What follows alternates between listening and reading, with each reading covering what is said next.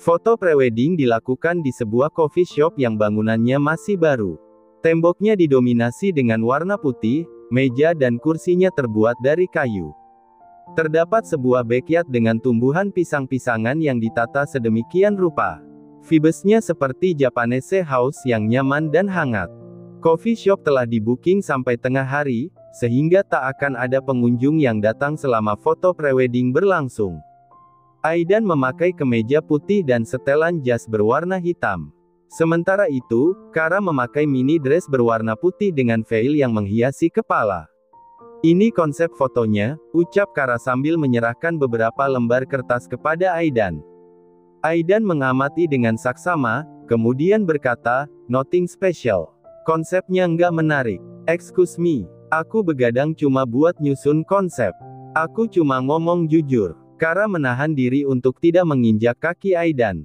Yang penting ada foto prewedding yang bisa dipajang di venue. Lagi pula, kita juga nggak saling cinta, buat apa sewa ya atau terjun payung cuma buat foto prewedding, ucap Kara, setengah menggerutu. "Oh, it's a good idea. Mungkin kita bisa pakai konsep terjun payung," sahut Aidan. "Stop, kita pakai konsep yang udah ditetapkan. Whatever, yang penting cepat selesai." Kara juga setuju soal itu, sebab perutnya kembali mulas. Tidak lucu kalau ia harus pergi ke kamar mandi dengan veil yang menjuntai sampai kaki. "Eka, ayo dimulai sekarang," ucap Kara kepada seorang fotografer yang bernama Eka. Eka mengangguk, lalu segera mengangkat kepalanya. Sementara itu, dua orang asisten fotografer bertugas mengarahkan di mana Aidan dan Kara harus berdiri. Diperlukan angle yang tepat untuk mendapatkan hasil foto yang bagus. "Coba saling bertatapan, jangan lihat ke kamera," ucap Eka. Aidan dan Kara berdiri di dekat jendela, ada jarak sejauh 2 meter yang membentang di antara mereka. Dua manusia itu saling bertatapan sesuai dengan perintah Eka. "Smile," ucap Eka. Meskipun kesal ketika melihat wajah satu sama lain, tapi Aidan dan Kara tetap harus profesional dalam menjalankan peran.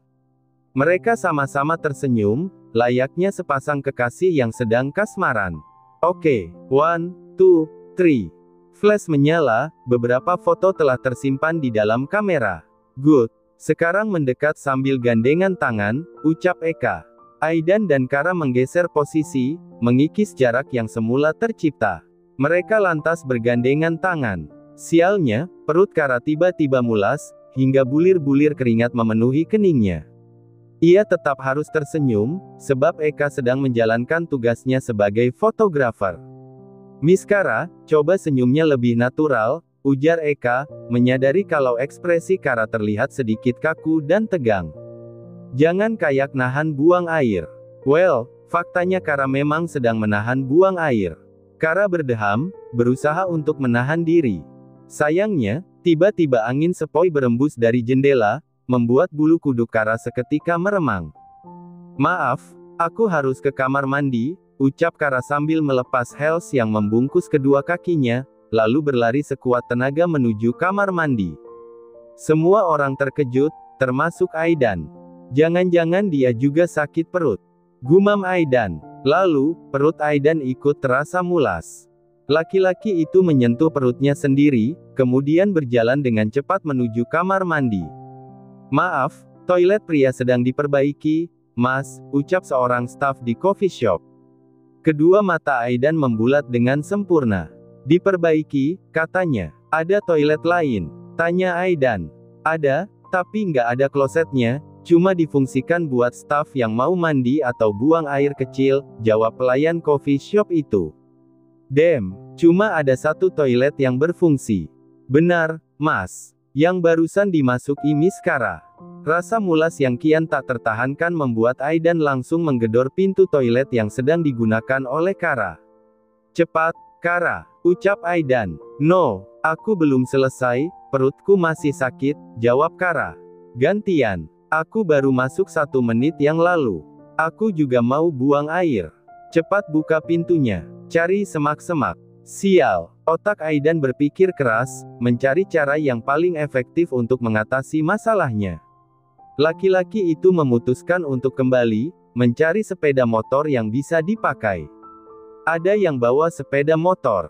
Tanya Aidan. Seorang asisten fotografer mengangkat tangannya, menunjukkan kunci motor yang ada di dalam genggaman. Tanpa pikir panjang, Aidan langsung mengambilnya. Pinjam sebentar, mau ke SPBU, ucap Aidan, kemudian melesat meninggalkan coffee shop. Semua orang tercengang dengan sepasang calon pengantin yang sama-sama mulas itu. Tak berselang lama, Kara keluar dari kamar mandi. Veil sudah terlepas dari kepala. Gadis itu mengembuskan napas, lega luar biasa karena perutnya sudah tidak terlalu mulas. Aidan kemana? Tanya Kara sambil memakai kembali high heels-nya, kemudian berdiri di depan cermin untuk memasang veil di kepala. Ke SPBU, kayaknya udah nggak tahan mau buang air, jawab Anggun. What? Ke SPBU? Right, pinjem motornya Bagus. Kara menatap ke arah Bagus, kemudian tertawa untuk mengusir rasa canggung dan malu. Maaf ya, Gus. Nanti bensinnya diganti, ucap Kara. Nggak apa-apa, Miss. Sebunya juga dekat dari sini, kok, jawab Bagus. Kara tersenyum, lalu duduk di atas kursi sambil menunggu calon suaminya datang. Sesi foto terpaksa ditunda selama beberapa saat sampai sang mempelai pria kembali ke coffee shop. Setelah 10 menit menunggu, akhirnya Aidan datang. Laki-laki itu mengembalikan kunci motor kepada Bagus, kemudian merapikan rambutnya yang sedikit berantakan akibat tiupan angin di jalanan. Dilanjutkan sekarang? Tanya Eka. Aidan dan Kara kompak menganggukkan kepala. Oke, sekarang coba pose yang lebih dekat, ucap Eka, secara tak langsung meminta Aidan dan Kara untuk berpelukan. Aidan mendekat, melingkarkan tangannya di pinggang Kara.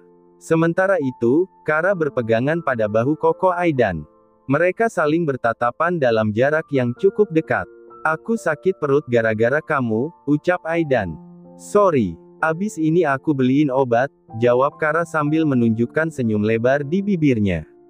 Eka mengangkat kameranya, bersiap-siap untuk mengambil foto.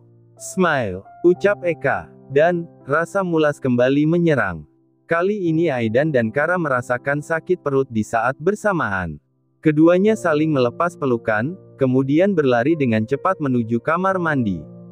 Aku duluan, teriak Kara. No, aku duluan, balas Aidan tak mau kalah. Akhirnya mereka berebut kamar mandi, bersaing dengan sengit di depan pintu. Tim fotografer dan Anggun yang menyaksikan pemandangan itu hanya bisa geleng-geleng kepala. 6 tahun silam Aidan terbang ke London untuk melanjutkan pendidikan. Ia mendapat beasiswa penuh, selama 2 tahun lamanya menempuh pendidikan di program studi Fine Art, hingga mendapatkan gelar Master of Arts.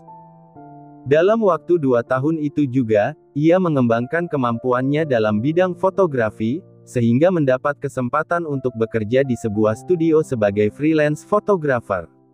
Setelah lulus, Aidan memutuskan untuk pindah ke Edinburgh, kembali melanjutkan pendidikan untuk mendapatkan gelar Ph.D.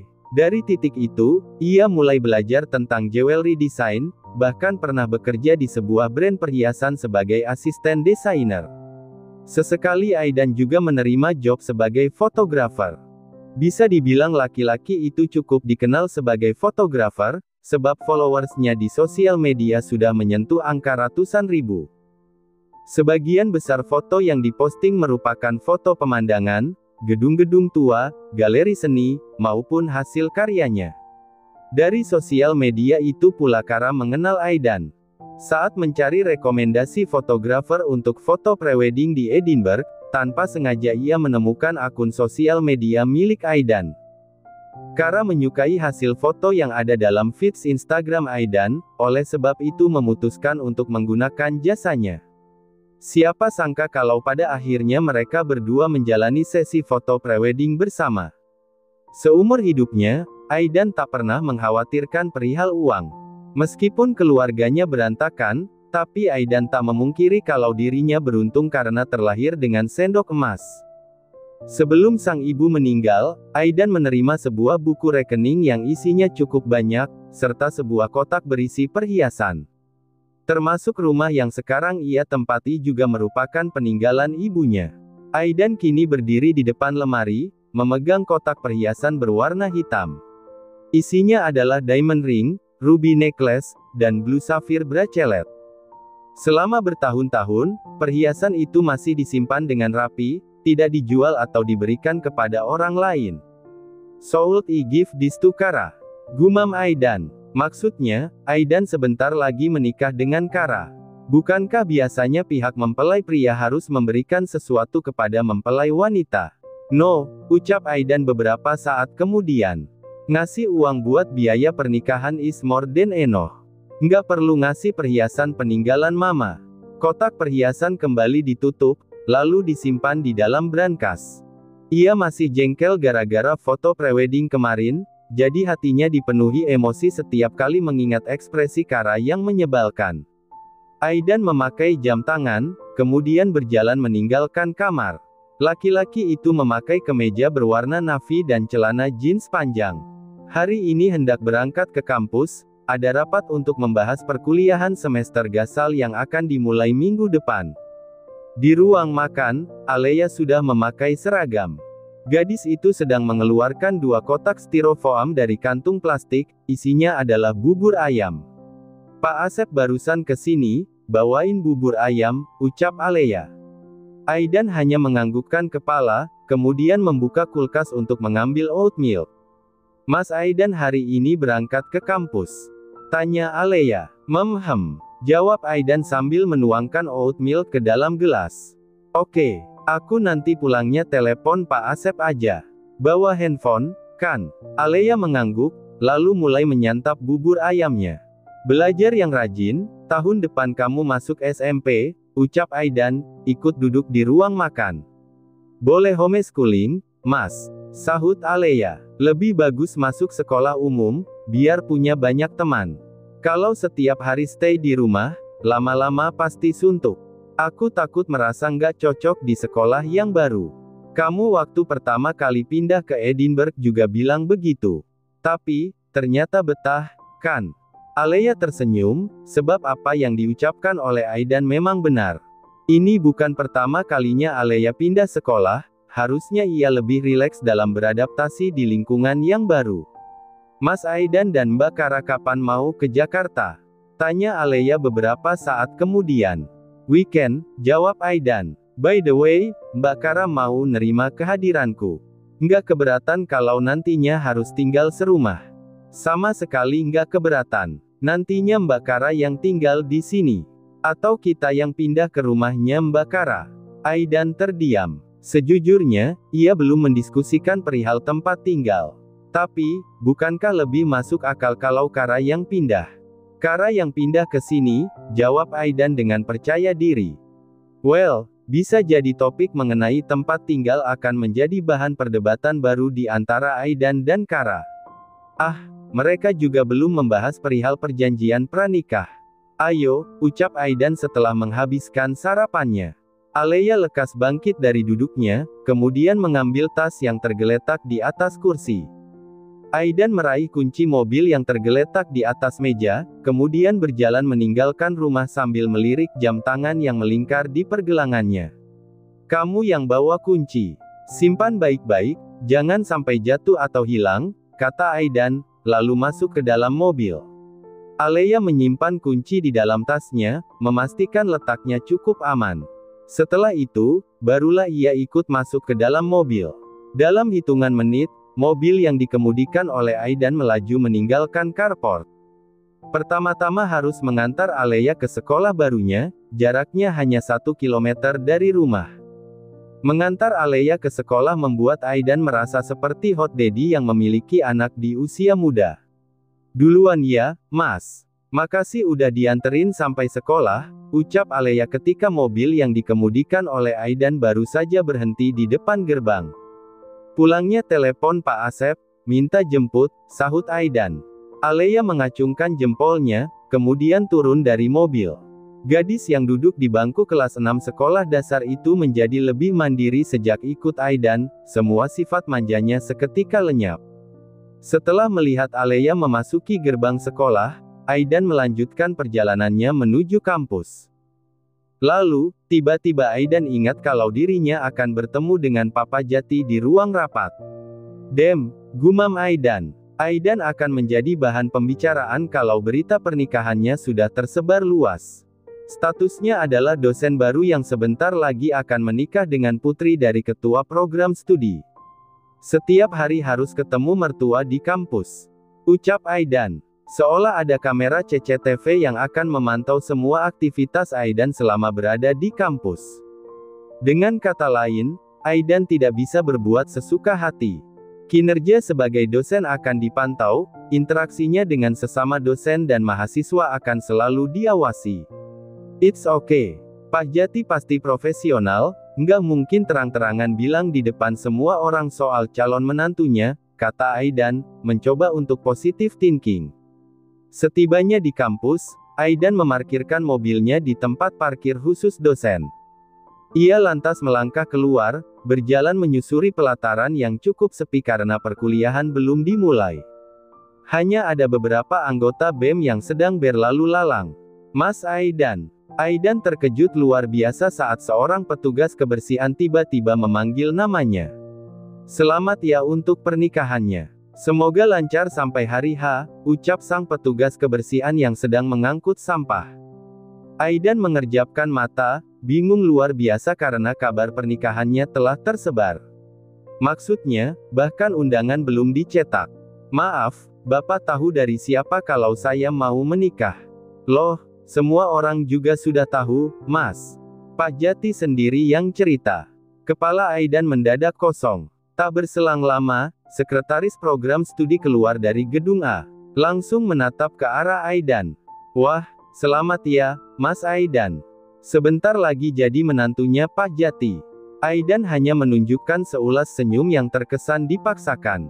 Ia bahkan belum memperkenalkan diri di depan semua dosen dan staf akademik, tapi kabar pernikahannya sudah terlebih dulu tersebar luas. Aidan berdeham, lalu segera melanjutkan langkahnya menuju meeting room yang ada di lantai 2. Sepanjang perjalanan, tak terhitung ada berapa ucapan selamat yang Aidan terima. Dari staf akademik, petugas kebersihan, dosen, dan asisten dosen. Begitu tiba di meeting room, Aidan langsung menjadi pusat perhatian. Tatapan semua orang tertuju padanya. Aidan membungkukkan tubuhnya dengan sopan, kemudian berkata, "Selamat pagi. Perkenalkan nama saya Aidan Haris." Papa Jati berdiri, segera menghampiri Aidan dengan senyum lebar di bibirnya. "Calon menantu saya," ucap Papa Jati sambil menepuk bahu Aidan. Seketika mengundang gelak tawa di dalam ruangan. Aidan seperti tikus kecil yang terkena jebakan dan tidak bisa melarikan diri. Setelah mengunjungi venue yang akan digunakan untuk pesta pernikahan seorang klien, Kara langsung pergi menuju kampus. Hendak menemui calon suaminya, ingin membahas perihal acara seserahan. Kara menghentikan mobilnya di bawah pohon angsana yang rimbun, kemudian mengeluarkan ponsel dari tasnya untuk mengirim chat kepada Aidan. "Kagumi Kara, aku di bawah pohon angsana." Setelah pesan terkirim, Kara menurunkan kaca mobil. Ia menatap ke arah beberapa mahasiswa yang sedang berkumpul di selasar, tampaknya sedang membahas perihal penampilan tari untuk acara ospek. "Cute. Aku dulu juga semuda mereka," gumam Kara, kemudian terkekeh pelan. Sekitar 10 menit kemudian, sosok yang Kara tunggu akhirnya datang. Aidan berjalan melewati pelataran fakultas yang dipenuhi daun-daun kering. Laki-laki itu menggulung lengan kemejanya, ekspresi wajahnya sulit diterjemahkan. Kara melambaikan tangannya. "Aidan," panggilnya. Aidan menghela napas, lalu segera masuk ke dalam mobil. "Kenapa tiba-tiba ngajak ketemuan?" tanya Aidan. "Buat bahas seserahan," jawab Kara. "Pernikahan kita masih lama, Kara. Seserahan nggak perlu dibahas sekarang." "Perlu, dong. Di acara seserahan, semua anggota keluarga datang. Artinya, barang-barang yang dibawa dari pihak mempelai pria harus luar biasa. Nanti aku yang siapin semua barangnya, kamu tinggal bawa aja. Aku nggak perlu ngeluarin apa-apa." "Exactly. Jangan khawatir, aku yang atur semuanya. Kamu cuma perlu datang sama keluarga dan teman terdekat." "Ah," Aidan bahkan belum memberitahu tentang rencana pernikahan kepada kakaknya yang tinggal di Jakarta. "Weekend ada waktu luang?" tanya Aidan setelah jeda yang cukup panjang. "Aku free," jawab Kara. "Kita harus ke Jakarta buat ketemu Mas Arka dan Mbak Natya, ngasih tahu soal rencana pernikahan." "Oh, your brother." Kara mengangguk. Tentu saja tak keberatan kalau harus pergi ke Jakarta untuk bertemu dengan keluarga Aidan. Sepasang manusia yang akan menikah memang harus mengenal keluarga satu sama lain dengan baik. "Abis dari Jakarta, kita bahas soal perjanjian pranikah," kata Kara. "Sure," jawab Aidan. Kara segera membuka ponselnya, mengatur sedule sebaik-baiknya agar bisa meluangkan banyak waktu untuk membahas persiapan pesta pernikahan. "Udah nggak sakit perut, kan?" tanya Kara. "Stop, jangan bahas soal kejadian kemarin," sahut Aidan. Eka ngirimin satu foto lucu." "Foto apa?" Kara membuka ponselnya, menunjukkan sebuah foto kepada Aidan. Dalam foto itu, Kara dan Aidan terlihat seperti kucing yang sedang berkelahi. Aidan menarik veil yang terpasang di kepala Kara, sedangkan Kara menarik dasi di leher Aidan. "Lucu kali ya kalau foto ini dipajang di venue," gumam Kara, lalu tertawa cekikikan. "Hei, buruan hapus fotonya," sahut Aidan. Kara malah menjulurkan lidahnya. Aidan berusaha untuk merebut ponsel yang ada di dalam genggaman Kara, sementara itu Kara mencoba sekuat tenaga untuk menghindar. Kara tertawa saat Aidan menggelitiki perutnya. Tapi, perempuan itu tak menyerah begitu saja, malah memasukkan ponsel ke dalam pakaiannya. "Buka bajuku kalau berani," tantang Kara. Aidan menatap Kara dengan ekspresi kesal, kemudian menyentil dahinya. Kara berteriak sambil mengusap dahinya sendiri. Lalu, dua manusia itu terkejut saat mendengar suara dehaman. Begitu menoleh ke arah kaca di sisi Aidan, mereka menjumpai Papa Jati sedang berdiri di samping mobil. Posisi Aidan dan Kara benar-benar ambigu seperti sedang berpelukan. Aidan mencondongkan tubuhnya ke arah Kara karena tadi berusaha untuk merebut ponsel. "Tolong jangan melakukan hal-hal yang tidak senonoh di area kampus, apalagi kalian berdua belum menikah." "Ya, Papa paham kalau kalian sudah tidak sabar, tapi sebaiknya keinginan itu ditahan dulu sampai resmi menjadi suami istri," ucap Papa Jati. Aidan buru-buru membenarkan posisi duduknya. "Ini tidak seperti yang Pak Jati pikirkan," ucap Aidan, mencoba untuk mengklarifikasi. "Tidak perlu dijelaskan, Mas Aidan. Saya juga pernah muda," jawab Papa Jati, lalu melanjutkan langkahnya menuju studio. Tiba-tiba Aidan ingin mengumpat.